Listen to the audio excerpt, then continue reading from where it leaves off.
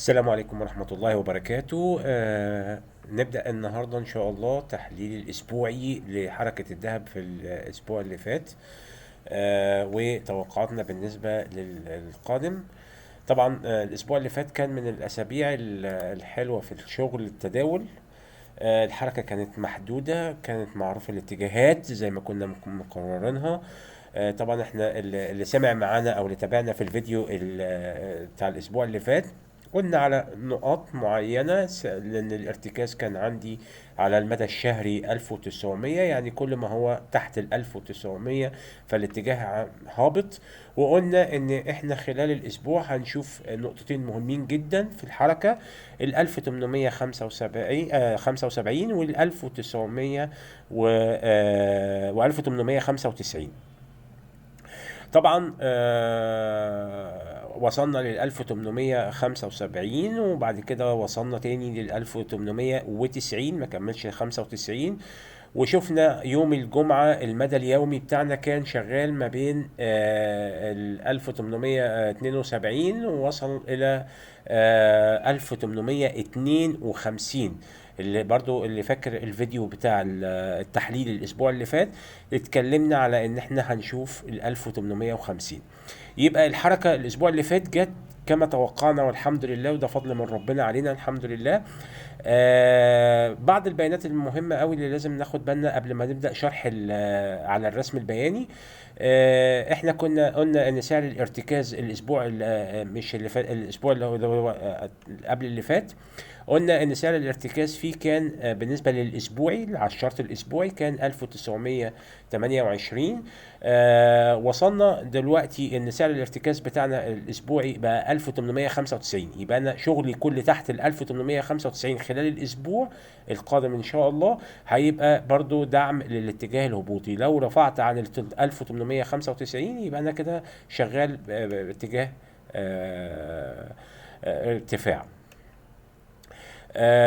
هنشوف على التحليل. انا في معلومة بس الاول حبيت اقولها عشان الناس اللي بتقول ان الذهب هيطير والكلام الكبير ده، وانه هيعدي ال 2500 وال 3000 وال 4000.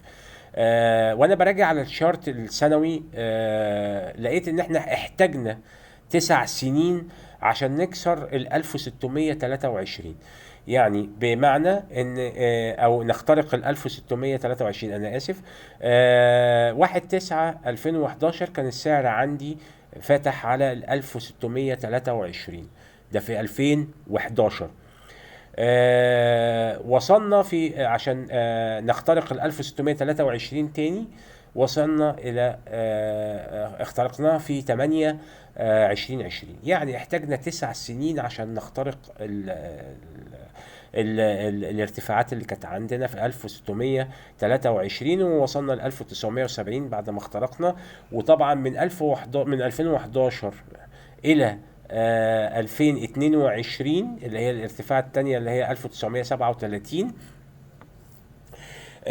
كنا قلنا ان دي بالنسبه دي كانت بالنسبه للاحوال السياسيه فيها، كانت هي اكبر دافع او اكبر قوه في ان هو يوصل سعر الذهب للاسعار العاليه دي. هنبدأ بقى دلوقتي إن شاء الله معاكم التحليل على الشارت الأسبوعي والشهري والتوقعات بتاعتنا اللي احنا متوقعينها للفترة اللي جاية.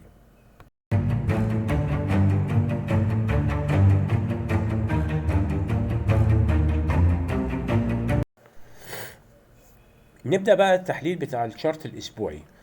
الشارت بالنسبة للشارت الأسبوعي عندي كان احنا قفلنا الأسبوع اللي فات زي ما قلنا على 1865، وقفلنا الأسبوع ده برضو على 1865. فده يوضح ان هي الحركة كانت شبه متعادلة في خلال الاسبوع.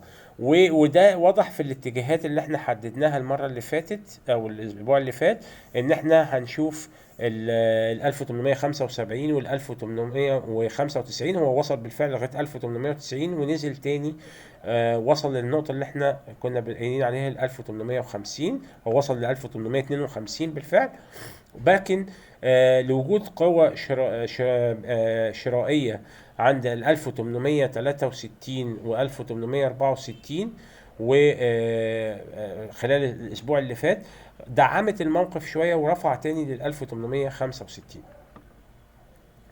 طيب احنا قلنا ان الاسبوع اللي فات كانت نقطة الارتكاز قفلت بقى على 1864. يبقى انا شغلي كله تحت ال 1864، يبقى انا ما زلت في الاتجاه او الاتجاه الهابط خلال الاسبوع. هعلى على ال 1865 يبقى انا كده في اتجاه صاعد نوعا ما لغايه ما نوصل للنقطه ال 1895 اللي هي نقطه الارتكاز او انا اسف ال 1900 اللي هي نقطه الارتكاز الشهري، اللي هي بعدها يبقى انا هكمل الشهر في حاله صعود.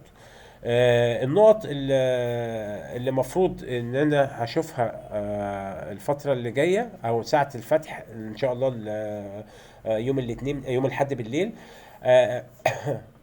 لو فتح طبعا على ال 1865 او 67 يعني في الحدود اللي هي كده، فاحتمال كبير قوي نشوف برضو نفس النقط تاني ال 1875 وال 1895 علشان يرجع على اخر الاسبوع تاني يكسر ال 1852 اللي هو وصل لها الفترة الاسبوع اللي فات. عندي مؤشرات بيع كانت الاسبوع اللي فات. المؤشرات البيع عندي كانت تبدأ من ال 1869، ولذلك هتبقى العملية صعبة في اللي جاي. هيتوضح اكتر الكلام ده لما نبدأ التحليل بتاع الشهري. نبدأ بقى مع بعض تحليل الشارت الشهري. احنا كنا اتكلمنا في التحليل الاسبوع اللي فات ان انا عندي نقطة ارتكاز على الشارت الشهري على الفيبوناتشي 1900 دولار. يبقى ال 1900 طول ما انا تحت ال 1900 فانا في اتجاه لسه الانخفاض او الهبوط. رفعت عن ال 1900 يبقى عندي الارتفاع بقى اصبح الاتجاه صاعد. فانا عندي نقطة الارتكاز 1900، وعندي النقطة اللي بعديها ووصلنا لها فعلا يوم الجمعة 1852. يبقى انا اللي في منتظر الفترة اللي جاية هبقى 1823 اللي احنا بنقول عليها الاغلاق بتاع يوم 28، وهيبقى فاضل لي نقطة اللي هي 1775 الهدف الأساسي اللي اتكلمنا عنه من أسبوعين، إن أنا عندي الهدف الأساسي الوصول لل 1775 أو ال 78. أنا قلت 78 ساعتها، تمام. فيبقى عندي على الفيبوناتشي دلوقتي نقطة الارتكاز بتاعتي ال 1900. تمام. طيب ما حصلش وحصل السيناريو العكسي بتاعي. السيناريو العكسي بتاعي ال 1948 ال 1977 ال 2025 زي ما اتفقنا قبل كده وقلنا ده الماكسيموم بتاعتي. لو احنا شفنا على الشارت دلوقتي هنلاقي انا عندي شكل مهم قوي. الشمعة الحمراء الشمعة الحمراء اللي على اليمين، تمام. نشوف كده الشمعة الحمراء اللي على اليمين ونشوف جنبيها الشمعة الخضراء بتاعت الشهر اللي فات. السؤال المهم دلوقتي هل الاتنين هيقفلوا مع بعض؟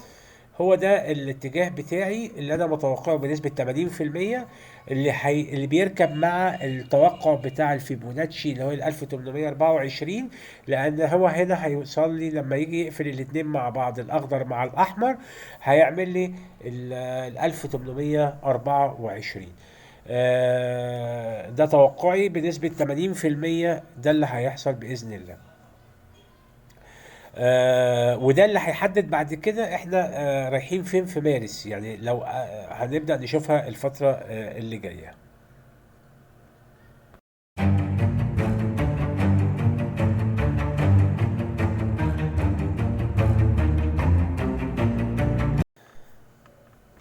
هنتكلم بقى عن توقعاتنا بالنسبة للفترة اللي جاية. زي ما قلنا في التحليل الشهري ان احنا هنشوف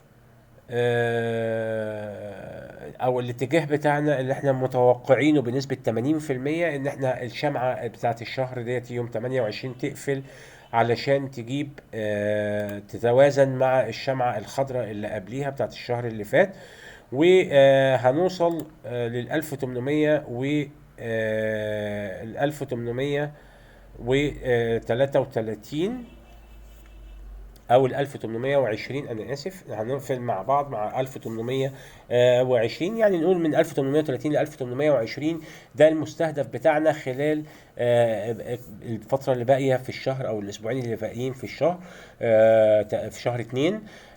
لو حصل ده والتوقع بتاعنا 80% زي ما قلنا، ان ده لو حصل يبقى انا هشوف شهر 3 هيبقى فيه بعض الارتفاعات قد تصل الى ال 1900. ما حصلش وقفل اقل من الالف، اكتر يعني 1850 1860 1800، المهم ان هو مش هيوصل لل 1833. ده السيناريو التاني اللي موجود عندي.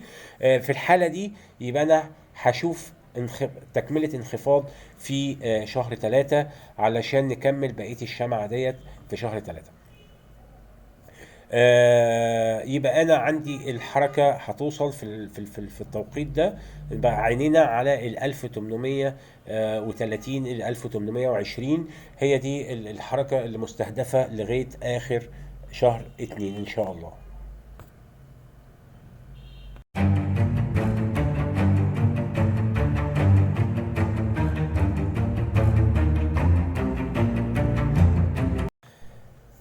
بالنسبة للذهب المحلي أو بالنسبة للسوق المحلي، مفيش تغيير في اللي احنا قلناه الأسبوع اللي فات. هو برضو نفس التقدير أو التوقع إن احنا وصلنا دلوقتي إن احنا ماشيين برضو مع الارتفاعات والانخفاضات بتاعت السعر العالمية، بس يعني بنتأخر شوية، يعني بتبقى لغاية ما بيسمع عندي في السوق، مع الاحتفاظ بالهامش ال 100 جنيه اللي احنا قلنا عليه الأسبوع اللي فات.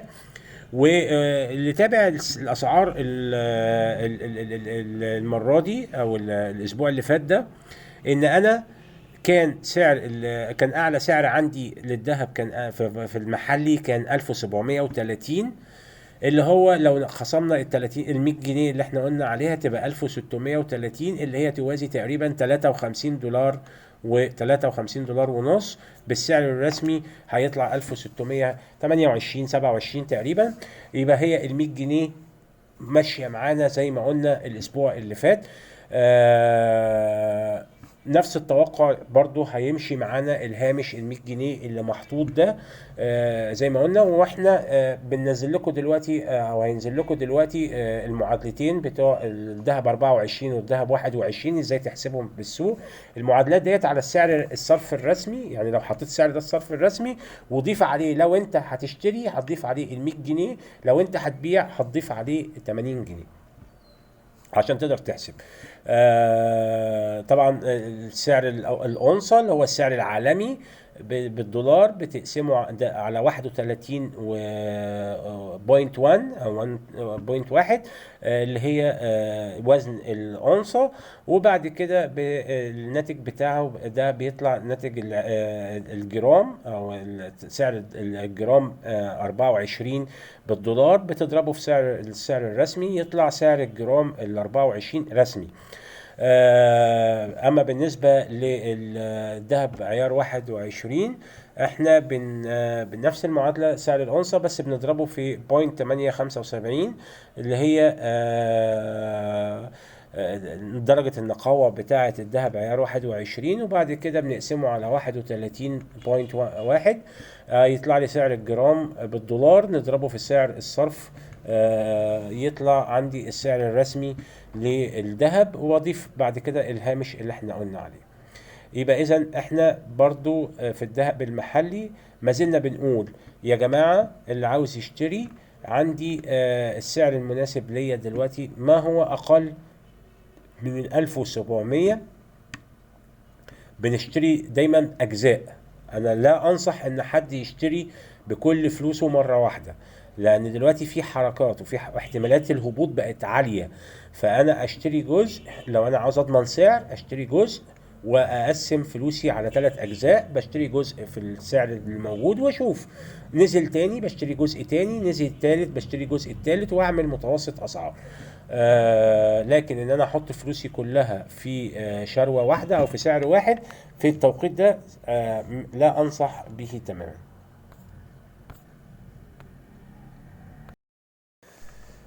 في نهاية حديثي دايما بقول ان احنا كل اللي احنا بنقوله ده عبارة عن تحليلنا احنا شخصيا وتوقعاتنا احنا شخصيا. لكن علم الغيب والارزاق من عند ربنا وحده، محدش يقدر يعرفها. فده مش معناه ان احنا كلامنا ده مصدق 100%، لا، ده يحتمل الصواب والخطأ. اهم حاجة اللي بركز عليها دايما، اسمع مني واسمع من غيري، كون رأيك الشخصي، كون قرارك، وانت صاحب القرار. انت عارف ظروفك، وانت عارف انت عاوز تستثمر ازاي او عاوز تشتري ازاي ما تاخدش برأي حد في الشراء والبيع. احنا آرائنا كلها استشارية، وحضرتك صاحب القرار النهائي. شكرا ليكم ولمتابعتكم، وارجو تفعيل الاشتراك عشان القناة تتفعل بإذن الله وتبقى واسعة الانتشار. دايما نستنوا مننا الجديد واحنا سابقين دايما بخطوة. شكرا لكم والسلام عليكم ورحمة الله وبركاته.